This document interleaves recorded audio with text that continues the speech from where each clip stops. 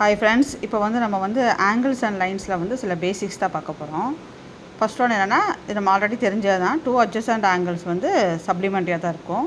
2 adjacent angle add பண்ணோம்னா always வந்து that is equal to 180 degree.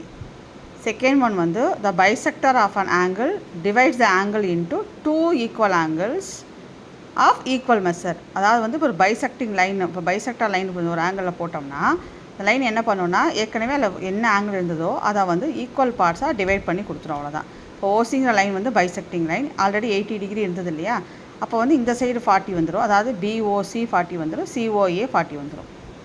Third பார்த்திங்கன்னா linear பேரில் வந்து சம் ஆஃப் ஆங்கிள்ஸ் வந்து ஆல்வேஸ் 180 டிகிரி, அதாவது சப்ளிமெண்ட்ரி. இப்போ இது வந்து லீனியர் பேரு, இது வந்து ஓசிங்கிற, அதாவது வந்து ஸ்ட்ரைட் லைனு, இல்லை ஓசி வந்து ரே.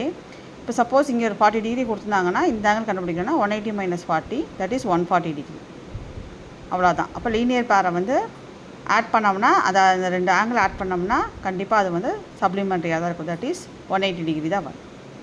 தேங்க்ஸ் ஃபார் வாட்சிங்.